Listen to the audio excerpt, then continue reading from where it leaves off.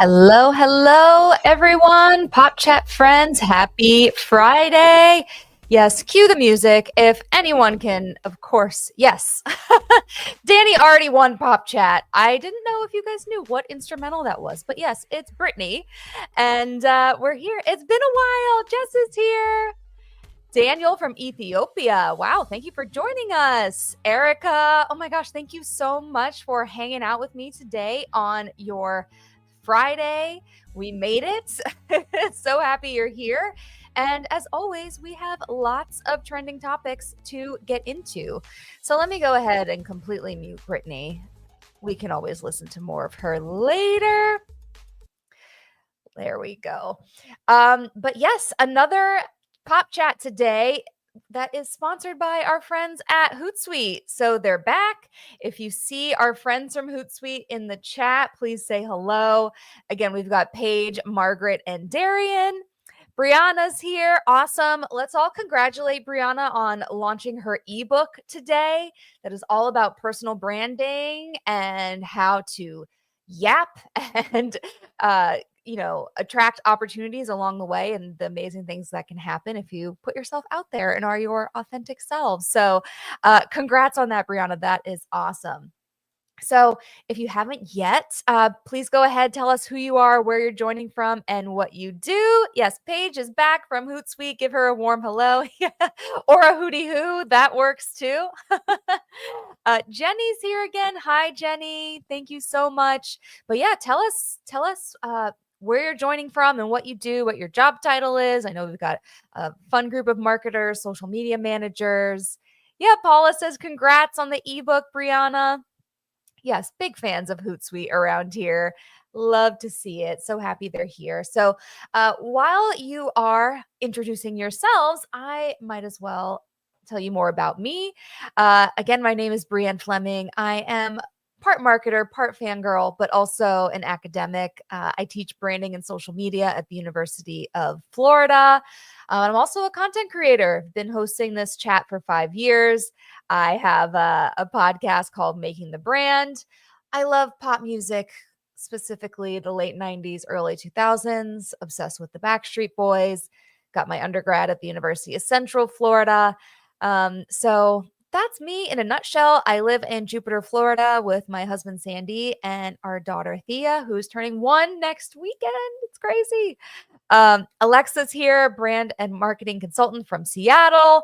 Rob from across the pond. Thank you so much for joining us. So happy to see you. Yes, Jess is an OG Pop Chat Twitter fan, been a digital marketer for 10 years, and now you're a consultant. Awesome. Well, Jess, I feel like I could have you just tell everyone what Pop Chat is. But if you're new here, it is the place for, marketing, pop culture, community, and connection. So we're going to take a look at this week's trending topics and, some throwbacks too, and talk about marketing takeaways from them. And just the byproduct is really fun community and connection that happens here. I've got just a few of you pictured here on this slide, but you all really make this chat so special because you show up and share your thoughts and also have a lot of fun along the way. I feel like we get to know each other beyond our jobs, and that's really special. I don't know. It's crazy. Next Saturday. So next Friday after Pop Chat, I'm in the mad dash to get ready for her birthday party. Lots going on. Pop Chat is the Friday fun times. Thank you, Salim. I will take that as a compliment. I will never take for granted that you choose to spend an hour with me every Friday. Jenny's a B2B marketer in healthcare. Yeah, when Pop Chat was on Twitter in Greenville, South Carolina. Yeah, we've evolved. We're doing live streams now. So the way it works, oh, your Pop Chat hat. I love it. I've got to bring the merch back. At some point, maybe when the birthday party's over, I'll make some time for that. So the way it works, be you. There is no authority here, no matter what your experience is, whether you're an intern or a CMO, somewhere in between, or you just like pop culture. All thoughts are welcome and appreciated. So share what you're thinking, share and reply to the questions, and don't lurk, connect and have fun. And Amanda's here. It's been so long. You are definitely an OG, Amanda. Kyle's here straight from an interview. I can't wait to hear how it went. That is awesome. I was sorted into Brittany as my diva icon. It happened during Pride Month in 1999. Yes, that is the great initiation. I love that. So let's just have some fun. Today's icebreaker. I want to know, what was your high school mascot? I was the Knights, and then I went to college and we were also the Knights. So I'm kind of a Knight for life. We're back in these pop chat streets. I'm so impressed and flattered that so many of you from Twitter have come over and found me on LinkedIn. We are still streaming on Twitter, so if you're there, that's fine too. But I like pop chat on LinkedIn because we also can see, who's looking for work, where people work, where they're from more easily. Jesse's here. Yes, our favorite Twitter dad from Virginia. Your daughter is just on the move. I love that. Being super dad as usual. Go Lions, go Warriors, go Bears, Wildcats, Cyclones. That's a different one. Is that in Arkansas, Kyle? Let me know where that was happening. By the way, did anyone watch the Oklahoma City Thunder and Pacers last night in the NBA Finals? Crazy game. The Bruins, Timberwolves. Very cool. I love a fun fact. I don't know. So yeah. I went to school in Gibraltar. We had one high school for girls and one for boys. No high school mascot. Huh. My husband went to an all boys school in Boston, and they still had a mascot. They were the foxes. Is that the plural of fox? Foxes. I'll have to ask him. We don't have those as much in the UK, huh? But our school logo was an icon of a compass pointing north. I love that. Very symbolic. Two different high schools, Green Devils, and the second was a Husky. Oh, cute. Purple Hurricanes, but dressed as a purple Tasmanian devil. That is so unique. Yay, Erica. Go Knights, fellow Knight here. All right, keep sharing. I don't know. It's a fun little topic. But let's go over today in pop culture history, starting with the hashtag holidays for the day. Did anyone get a donut this morning?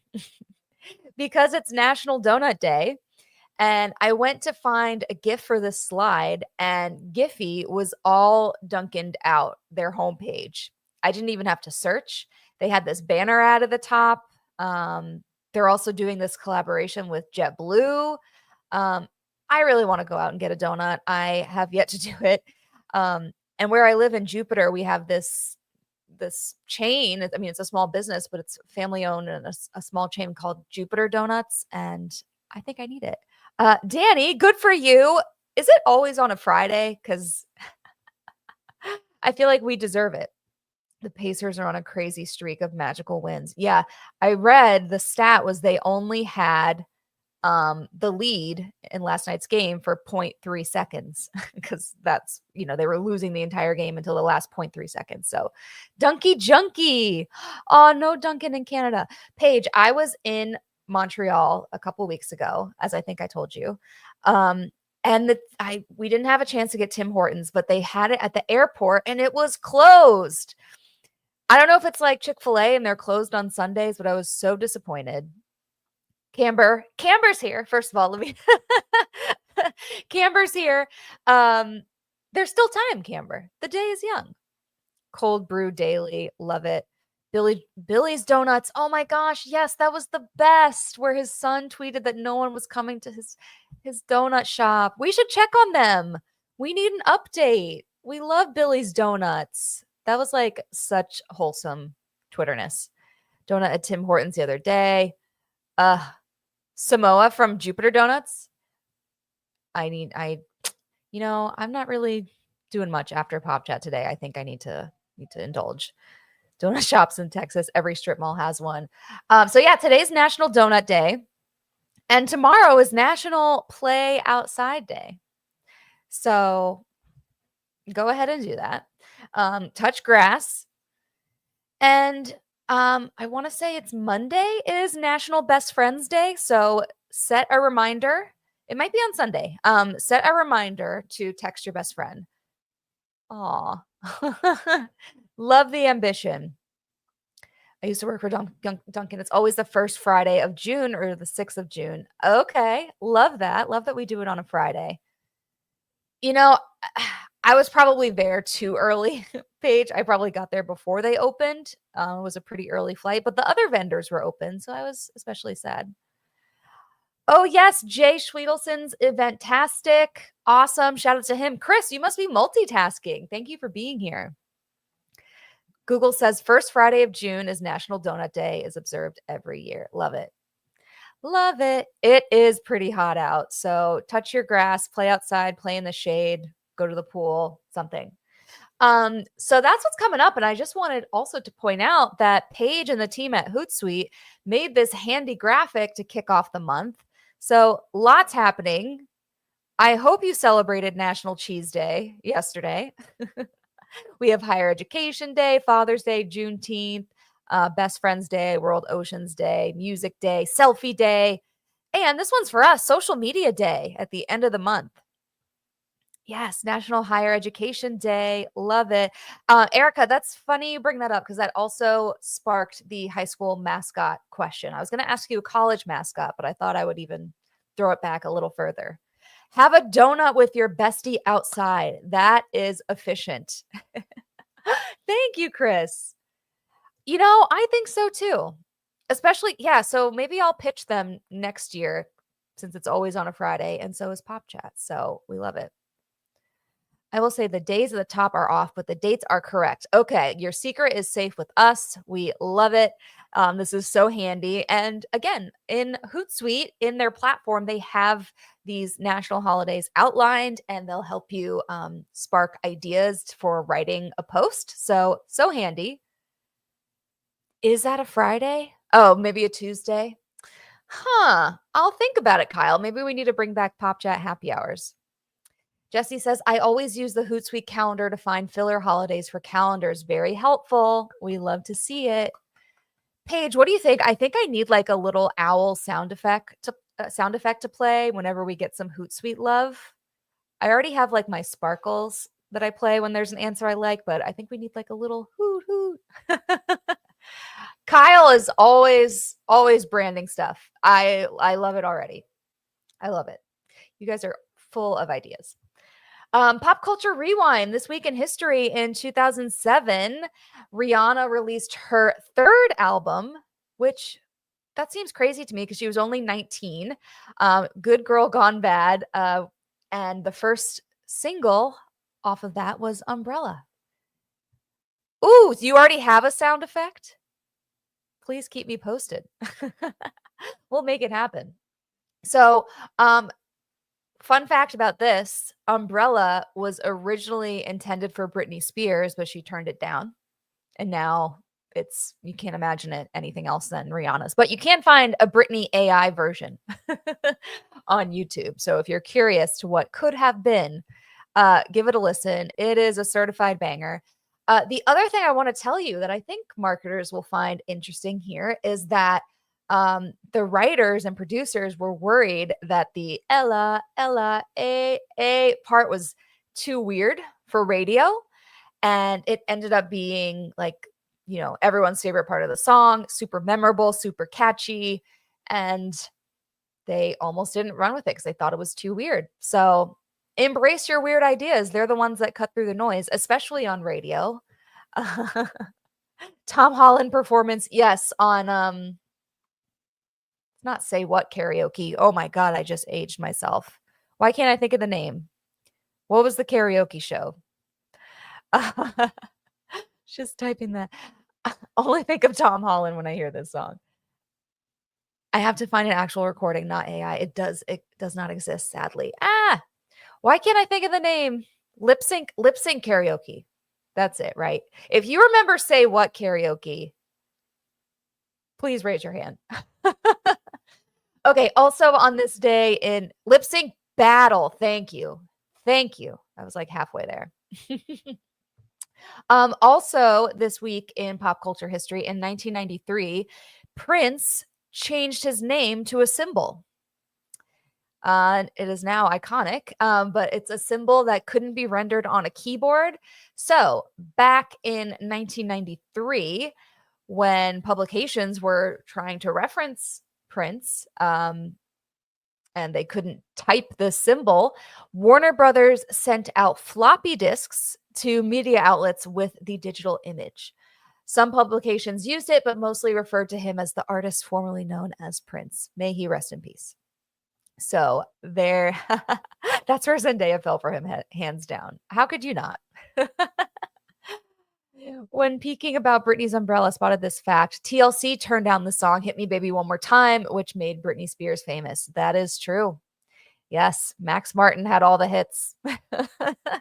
Can you imagine? Can you imagine? I was on stage when he died, didn't have to fake the tears in the role I was playing. Oh, yeah. Where's Michelle? I feel like every time we talk about Prince, we need to find Michelle because she got to perform in his Super Bowl halftime show. Also iconic, floppy disks. Yeah. So went down memory lane for a second, but let's get back to trending topics in present day, and we're going to talk about the beloved snack wrap. They're coming back. Gonna send my resume out on a floppy disk. Hey, that is one way to stand out. Our LinkedIn user whose mascot was the lightning, please say hello. Tell us who you are. That is definitely one way to stand out. Desperate times call for desperate measures. So funny. Loving these music facts. Yes, follow Justin for more of them because his series and posts about music facts are amazing. Camber is here. Sorry, Camber. I think sometimes I get these messages delayed, but you're here. Yay! It was a way to get out of a bad contract. He couldn't legally record or perform under the name Prince, but he didn't want to lose out on the brand he'd spent decades creating. Did not know that. More fun facts. Gen Z buying audio tapes, floppy disks, resumes. What's next?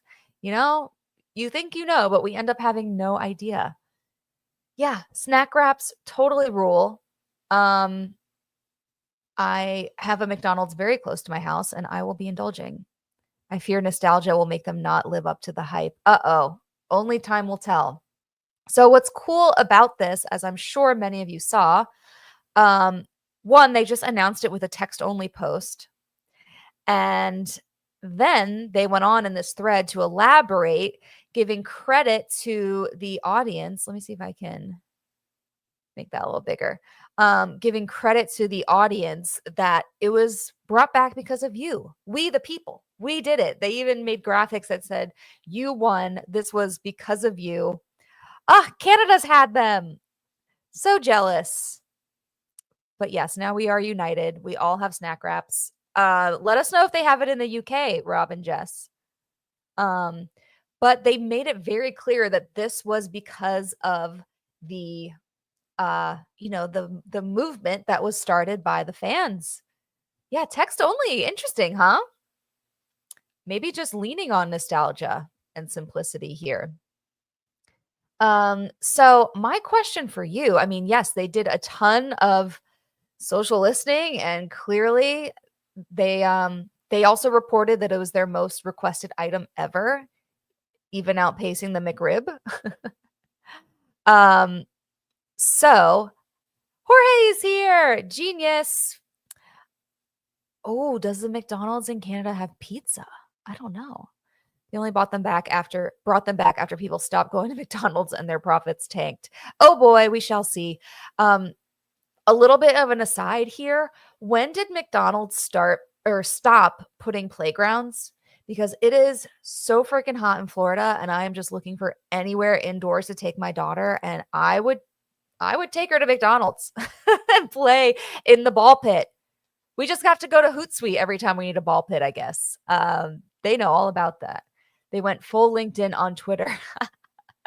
Absolutely. And I did see some of their employees on LinkedIn elaborate on this. So my question for you is, how do you decide which audience requests are worth acting on when your audience or your fans or your customers are asking for certain things? How do you know when it's time to take action? What signals do you look for?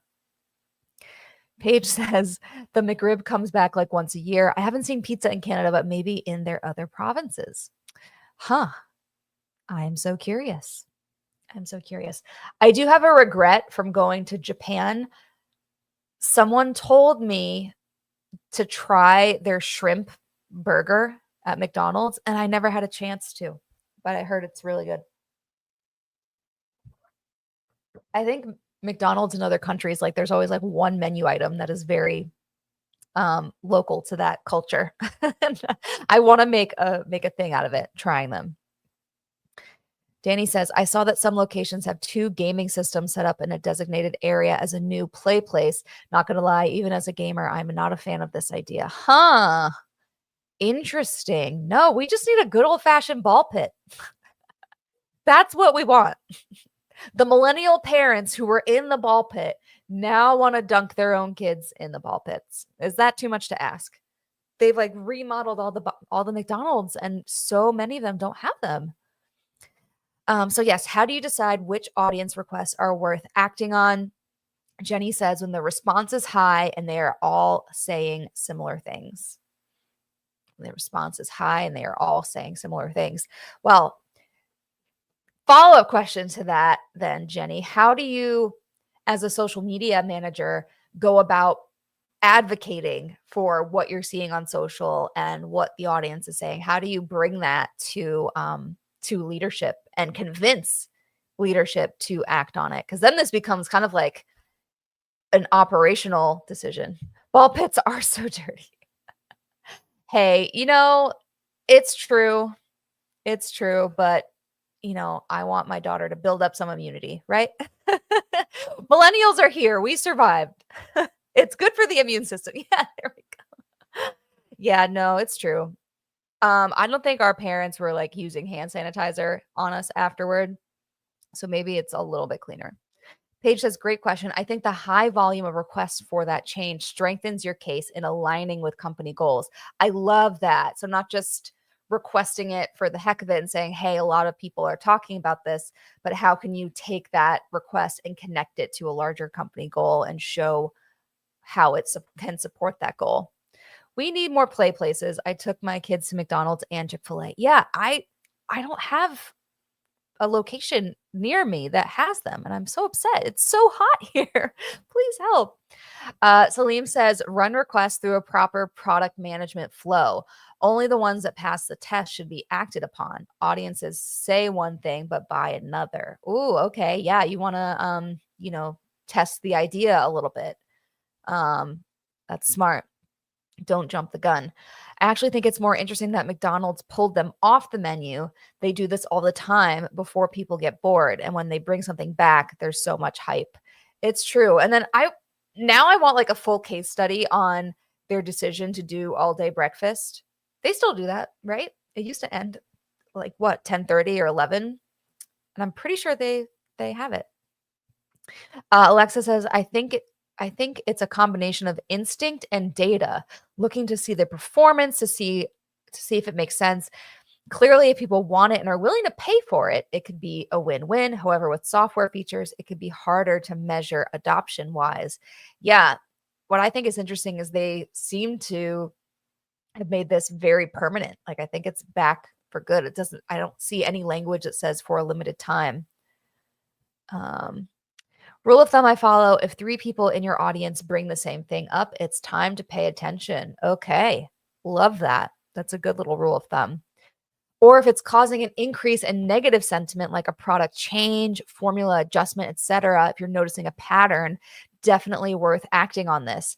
Yeah. And Paige, I know you can speak to this, that Hootsuite will tell you very easily what your overall sentiment is for your brand. And that is something you can take to leadership and say, hey, look at all this negativity that's being brought up since we made this change. What are we going to do about this? Chris, this is helpful. I need to check this out. I know a lot of breweries around us let you bring your dog, but not much for kids. If you aren't listening to your followers, what are you doing? Keep that social listening tool on, preferably Hootsuite. Let your wider teams know. Feed it back up the pipeline. Yes. It's like Disney Vault movies. So good. I'm due to fly to Florida in a week for a 2-week visit. I haven't been back home in Florida during the summer for a few years, and it's hot up here in Maine. Oh, why would you leave Maine in the summer? Supposed to do the opposite here. It's not it's not too hot, but just find things to do inside. Yeah, there's AC everywhere. Florida winter. Yes. They always want the McRib back. Amanda says, I love that they brought their customers along for the journey and showed them that they were listening and their feedback mattered. Yes, this alone makes me feel like so included and want to support the snack. Like, I don't even think I'm that big of a snack wrap super fan. But just hearing this transparency, yeah, is making me want to buy in a little more. So with all of this, it's a reminder to look at the data, kind of like what Paige was saying, and just understanding what the sentiment is and the volume of your requests. Like, imagine tracking volume of certain requests manually. With Hootsuite, you can kind of see what's being brought up most often. So look at the data. We love that. We had record-breaking heat last week. Did we? I'm just gonna stay inside. But you can still come, Danny. There's plenty to do inside, like Chris said. Just don't go to Disney, whatever you do. It's brutal. We have had a lot of rain, so.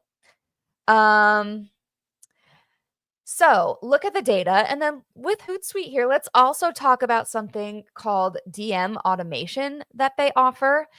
And it's kind of what it sounds like. It's an automated DM that's a preset response that you can send to your audience as an automatic reply when they send you a DM on social. So it's kind of preset.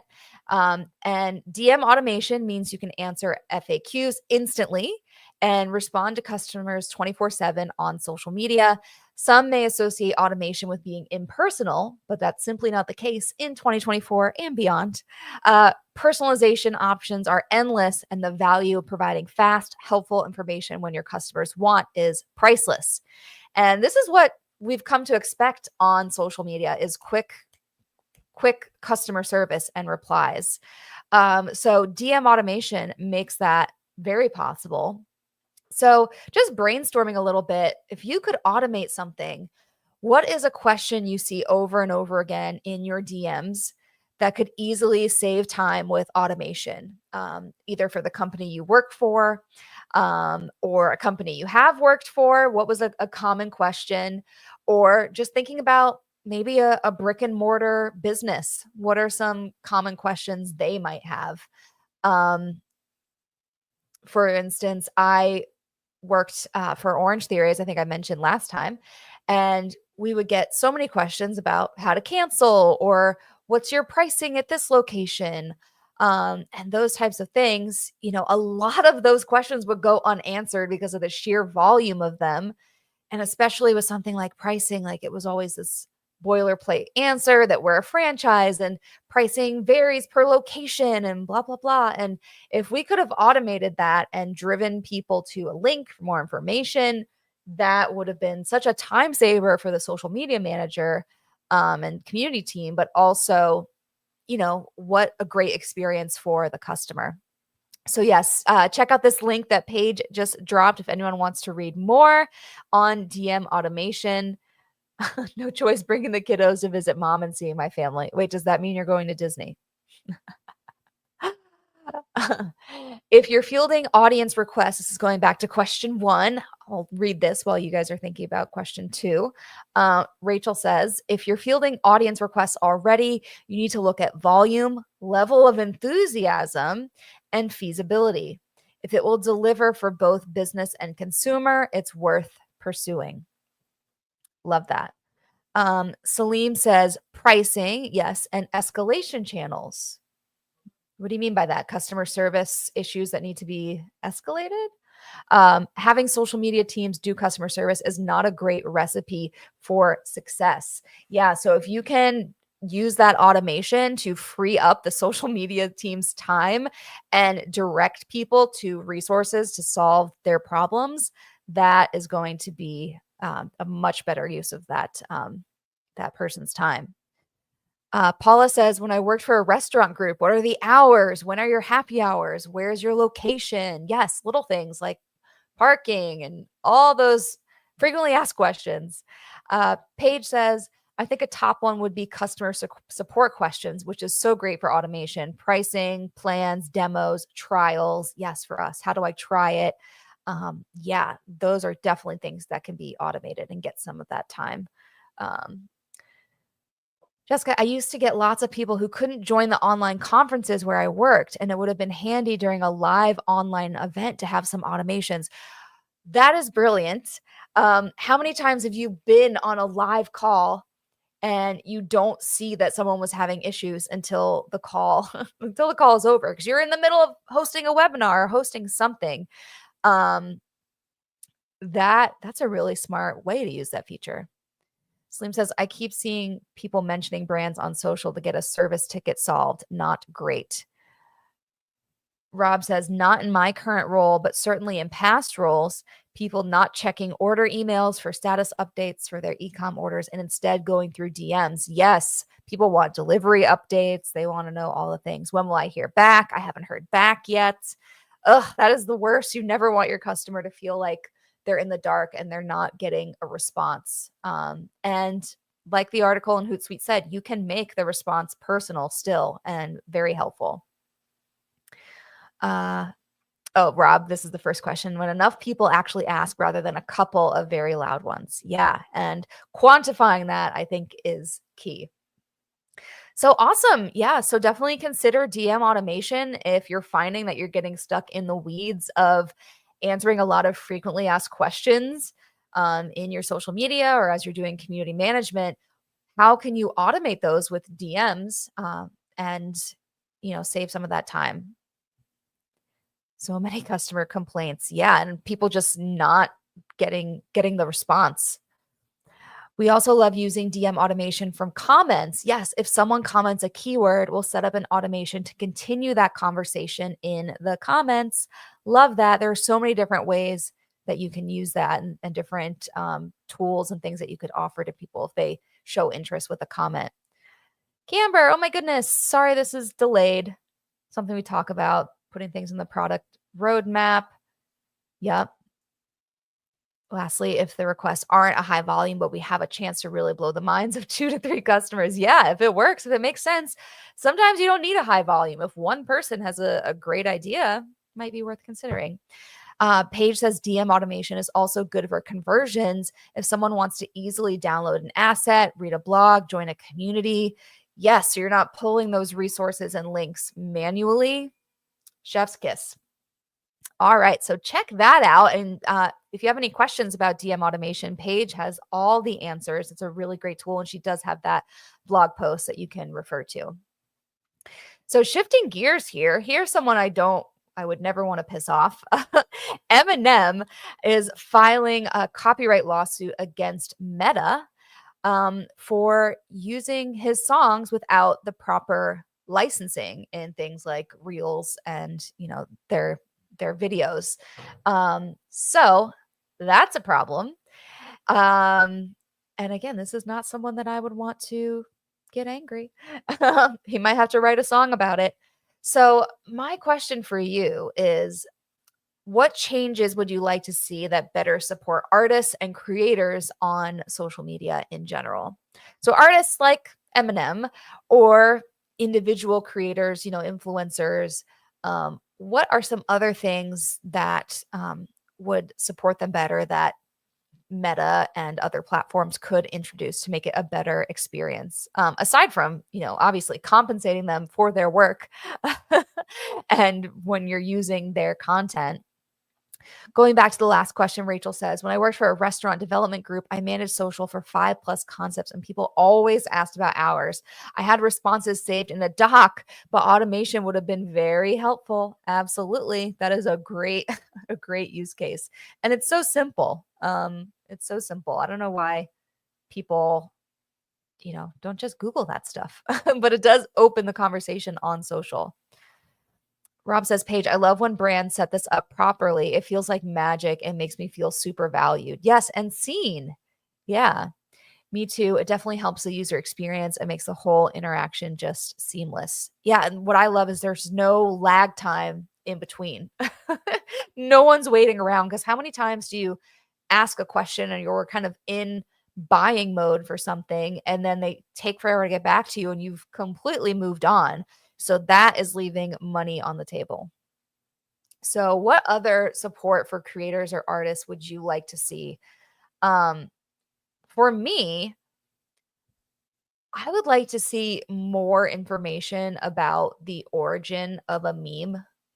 I know we can go to knowyourmeme.com, but a lot of times so many different meme formats or even TikTok trends, it's hard to trace every time it's recreated, it's hard to trace it back to who originally came up with that. So, and it's hard to I know they say there's no original idea. Sometimes it might be hard to say this person was the first person to say this or do this in this way. But it would be cool if you could click a trending sound within TikTok or within the platform and you can kind of see who was the first person to use it or have some kind of credit attributed to that. Oh, this is late. Out of context. Love it. Pirates. Brianna was the Pirates. Spotify already gives me notifications. Why not some from those reels? Jess, what do you mean? They give you notifications about who the artist is? Or let me know. Automated links to their albums or concerts straight from the reel or TikTok you're watching would be great for those artists. That is brilliant. Yeah, or if you could have if you could easily click that sound and it brings up like a little mini profile for that artist and they could populate that profile with whatever they want to promote, whether it's like a tour or they want to highlight their new single or mention when their album's coming out. That is really smart. Oh, I see. Okay, Jess, got it. I missed your first comment. So yeah, Spotify gives you those notifications. Why not on those reels? That would be awesome. Salim says the problem that is becoming clear on TikTok for artists and record labels, artists are expected to go viral on their own before the label steps in with marketing or even lets them release the music. Better tools that help budding artists to convert social media consumers to platform consumers where they can get paid. Yes, let's get people paid, please. That's what we're after.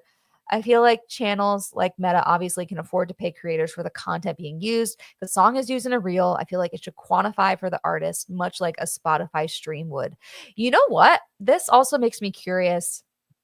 If you're just an individual creator and you have a sound, not a song, but like say I can't think of an example, but say you have your you have a talking head video and someone reuses that and does a lip sync over what you said, does that creator get credit for that, for creating that trending audio? And it's not a sound. Justin, oh yeah, real reach. Yes. Why aren't we throwing fire on the algorithm? Like, give us something here.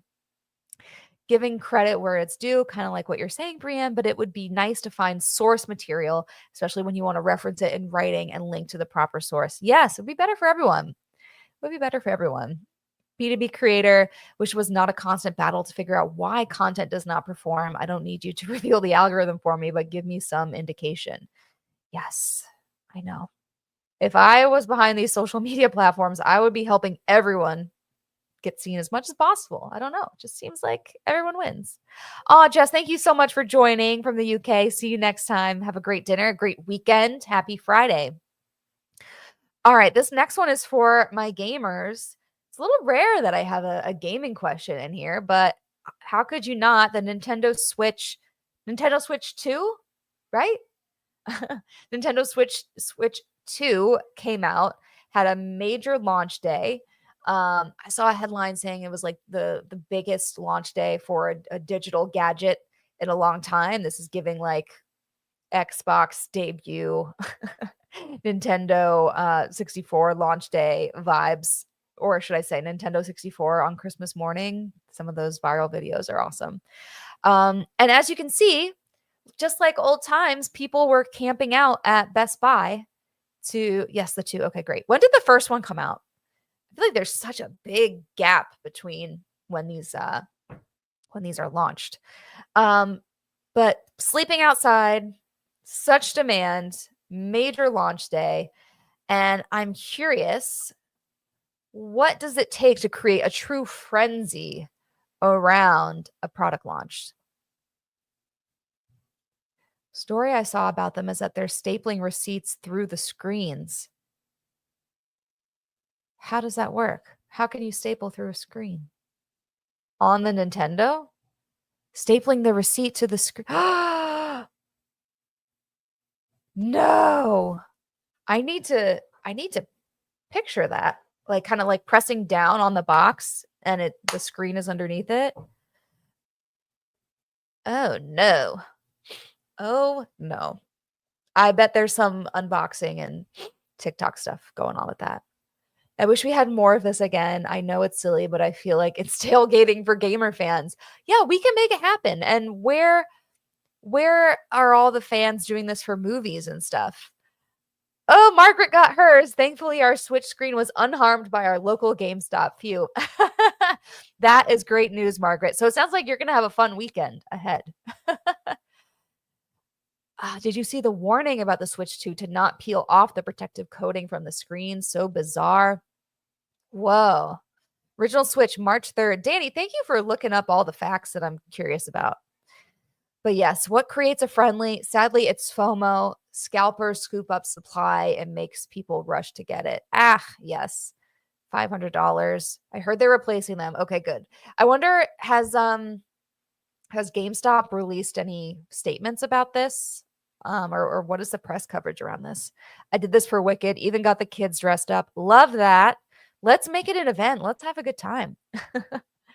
For me, when I think about a frenzy, I feel like you can't just create a frenzy around a single product. Like you can't plan for it. It's decades and years in the making of just having a product that people have loved and adored for years. And I think especially with Nintendo and stuff, there's such nostalgia and long-term usage. Like it's a legacy brand that that have been a part of people's lives for a very long time. So it's just building upon that that longevity, and that's going to create a frenzy. But if it was like a brand new brand launching a console, I don't think it would have the same impact.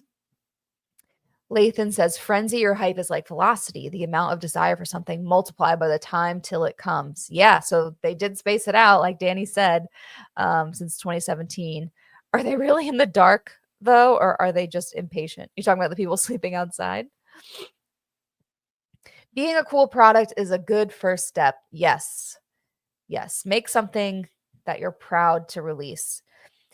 These days, either get lucky that you're the next viral TikTok trend products or do the work and deliver what you know your audience will love. Well said. New Wicked trailer. Did not see that. Oh, Rachel, I'm sorry I'm seeing these so late. You always have such wisdom. Lulu Monster plush. Okay. Stanley Cups come to mind. You can manufacture frenzy with scarcity and FOMO. Yeah, I think that makes sense. Depends on the fan base, games, Apple products. Yup. Chris says the right amount of mystery can create the frenzy as long as you have the product and service to back it up. Don't pull a Segway level of mystery along with leaking little bits to your true engaged super fans. Love it. So smart. Yeah, the FOMO or exclusivity of certain campaigns can help. Definitely big FOMO theme going on. Creating a sense of FOMO to make people want to participate, create content, etc. It's doing a lot of audience warm up to create the hype before the launch, like with Wicked or Barbie, to make people even more excited when the product actually comes out, building the hype. So do we know if the Switches are like sold out everywhere? Speaking of scarcity, I'm very curious. FOMO, Petronella's here. Limited editions, limited numbers. Sims fans are losing it over the announcement that Sims 5 got scrapped. Uh-oh. Lots of drama in the gaming community. Kyle says for a product like the Switch 2, they probably spent a long time listening to their audience and implementing features the fans have been wanting. That goes back to the theme. So I'm going to give Oh wait, Brittany's still on. Hold on. Let's do some sparkles. We're all about social listening. Check out Hootsuite for all your social listening needs. Costco has them. I need to go to Costco and now I won't. I'm going to hold off. Let that die down. Worth remembering, hype doesn't equal sales. Ooh. So yeah, do we know if they're sold out? Paige says UGC opportunities can be fun too. Send a photo of X and you'll be featured. Yes. That definitely helps build hype and, a lot of social proof there. Just not UGC of people having damaged consoles. Latest Hunger Games TikTok video of auditions to be in the next movie. I didn't know that. That's fun. I wonder if they're being taken seriously. Guys, we've got a little bit more to get through. I'm gonna move on, but love all of this conversation. Yeah. Oh, Rob, love this answer for question 3 as well. Thank you for labeling your answers because again, sometimes I get them out of order. All right, and just for fun, let's talk about the girly pops because it is pop chat after all. I shared this on LinkedIn, but I love it so much. I'm pointing it out again that Miley Cyrus went on Jimmy Fallon and shared a marketing tip. She said that she titled her last album Endless Summer Vacation so she didn't have to promote it. She says, I cleverly titled Endless Summer Vacation so then I could be on vacation and then that could be part of my aesthetic. So all I had to do was take pictures of me in bathing suits and be like, ESV. And that was the promo. All my fans were like, you're not promoting this album. And I was like, I'm making the next one, people. She's on vacation. Guys, they're so funny. I need to see those auditions. That's funny. But wait, are they funny in like a way that people are not, they're like kind of spoofing it? I'm so curious. TikTokification of music. Yes. Girly pops. I adore this. Miley is genius. She's everywhere right now. She's got a new album, which I don't remember what it's called, but now I wonder if she's got some secret promotional sorcery behind that too. A lot of fan loyalty and moments to turn product purchases into experiences and memories. Yes. Also, I want to shout out Benjamin for helping inspire the Nintendo Switch question and letting me know that people were camping outside and going nuts for it. Working smarter, not harder. Also, want to point out that Sabrina Carpenter has a new single called Man-Child, and you can't make this up, but everyone is just saying how perfect it is that it came out the same day that Donald Trump and Elon Musk are feuding. We won't really touch that with a 10-foot pole, but turns out she might not have to have to promote this song too much either because, cultural things are just happening that are working in her favor. So she did deserve a Grammy. Yay. Thank you, Benjamin. I'm so glad you joined us. Her new album is really good. I've heard a couple singles, but I need to do a deep dive. Also, just for fun, hot off the press, I just saw this. Dolly Parton and Kendra Scott are collaborating for a new jewelry collection called the I Will Always Love You collection. It drops June 11th. And I just feel like any partnership with Dolly is, she's like a dream partner. She's so wholesome. Everyone loves her. And this whole aesthetic of this jewelry line, please look it up. It's like all pretty butterflies. There's even a locket. It's just the cutest thing. So look out for that. Sabrina got a copyright ban on her own Facebook page for posting her own song. They took it down. Ooh, did not know that. Oh boy. What can you do? Everyone's getting sued, it seems. Meta and all kinds of things. So let's be careful out there, folks. Okay, the moment you've all been waiting for. Going to be in Dollywood. We've got our giveaway contest in partnership with Hootsuite. Savannah, I don't know if she's here today, but she won last week's contest where we gave away 1 year of their advanced plan, and we're doing it again. And for every Friday through the month of June. So get ready for it. I asked this question in a post earlier in the week, But Hootsuite is going to pick their favorite and gift you a year of their advanced plan. And their question is, what's your best advice for overcoming a creative slump? Something we all can relate to, I'm sure, because being creative all day, every day, and on demand, and when it counts, when you need it most, can be very challenging. So, share your advice for overcoming a creative slump. What do you do? How do you get out of this? And I'll give you a little minute to think about this. The Brinaverse. I read that her fans are just called the Carpenters, and I think that's hysterical. So, how do you overcome a creative slump? There are no wrong answers. This is just your opinion, your advice, something that gets you out of a funk when you're not feeling creative. I will say what I like to do. I like to go, I guess antiquing is the word.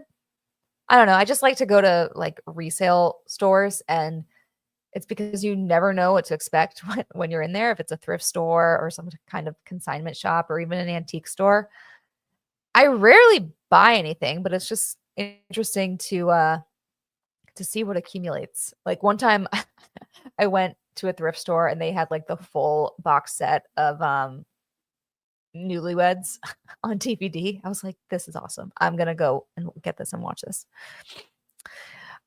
Yes, Erica, you responded. You said you use AI tools such as Hootsuite, Owly, Kuso, VidiTool, and ChatGPT. So those tools help you get out of your creative slump.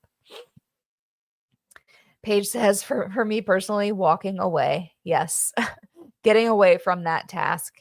I have more to say, but I don't want to steal some of your answers because I know all of you have great thoughts on this.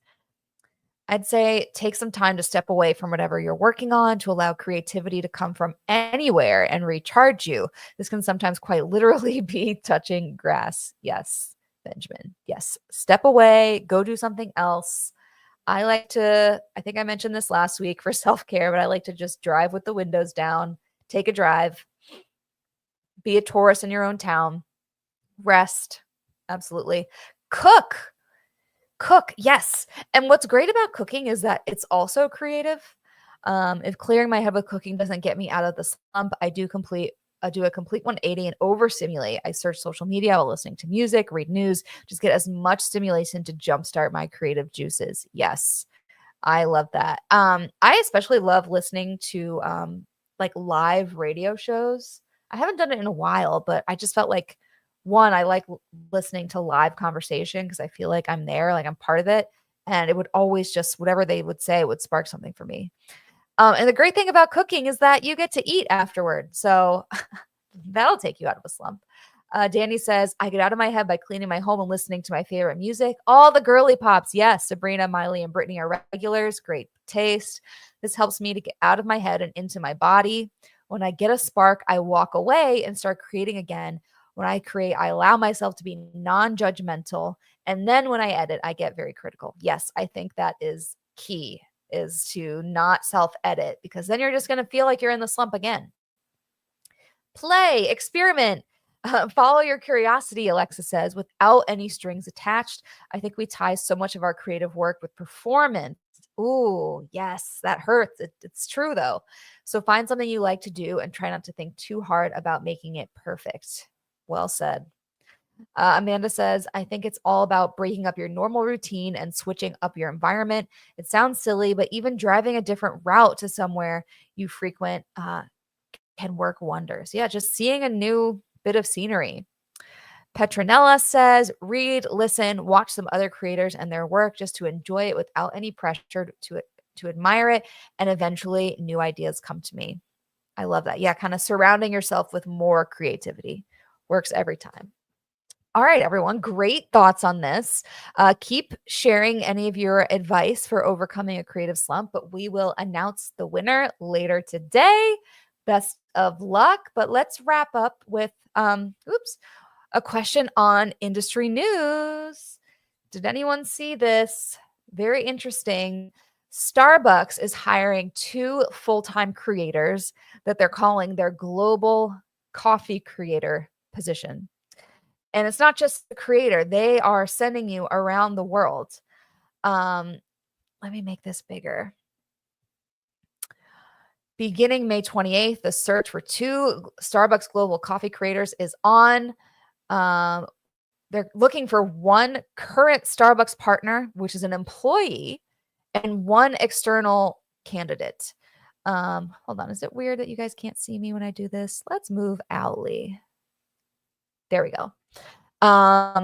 Their job will be to capture their journeys to unique Starbucks locations around the world, from Starbucks Hacienda Alsacia coffee farm in Costa Rica to the Roastery Milano to Tokyo. The creators will highlight the care and craft that goes into every cup of Starbucks coffee. These are paid full-time 12-month roles with travel costs for the creator covered and travel support provided by Delta Airlines and Marriott Bonvoy. Here's the kicker. To apply, post a video on TikTok telling Starbucks why you, a coffee-obsessed, chronically online world traveler, are the right fit for the job. Make sure you include Starbucks global coffee creator in the caption and make your video public, and then you complete the application online. How cool is this? Who's applying? First of all, oh, Danny, thank you so much for joining. Awesome. Have a great weekend. Oh, new friends. Yes, please reach out to Danny and send him a connection request. But my question for you is UGC, EGC combo. We love to see it. But what does a role like this suggest about the future of influencer brand partnerships? What does this suggest? I feel like this is kind of unprecedented. Like, they're not just partnering with an influencer on their travels and paying them per post. Like, they're hiring them and sending them around the world. They're including an employee, which is really cool. They're making it sort of like a contest. Savannah, we were just talking about you because we just did our Hootsuite giveaway. Say congrats to last week's winner. There's still time. This is the last question. I wish they had something like this for tea drinkers. Starbucks has tea, right? Maybe they need to also include a tea version to promote those menu items, Hopefully it means more content creators can find full-time work with benefits. Yes, Starbucks, lead the way. What other brands want to send us around the world? Let us know. We are available. Brands want to own their creators and manufacture everything they do and say. It allows for more brand control over the content. I would say that is true. There was a line, I think if you kept scrolling down or in the description, that did make it seem like it was more of a collaborative type of role and experience. So yeah, I think that's true. Yay, congrats, Savannah. Let us know. Can't wait to see your campaign dashboard and all the cool things you're doing with Hootsuite. They want UGC. Yeah, they want user-generated content that they are kind of curating in these specific locations. What I wonder is, now that they've made it like such a public application process and contest, like it's going to be like a big reveal when they hire these people, and we're all going to feel so invested and really want to follow them around. So I think it's a smart move. Any other thoughts on this? Any other thoughts on this? What does this mean? I hope it means more of us are getting to travel. Alexa says we're going to see more brands hire more creators because brands are starting to see the impact and reach that their work has. Brands are starting to recognize that this is a needed position as content continues to change. I hope so too. Influencers can become an official job title with benefits. That is a big shift. Yeah. Especially tell that to the younger generations that, are already wanting to do this, and their parents are like, no, that's not a real career. Well, look at this. A real brand like Starbucks is going to pay me to go around the world and make content and give me benefits. So, all right, everyone. It is 2:00 here on the East Coast. I want to thank you so much for joining.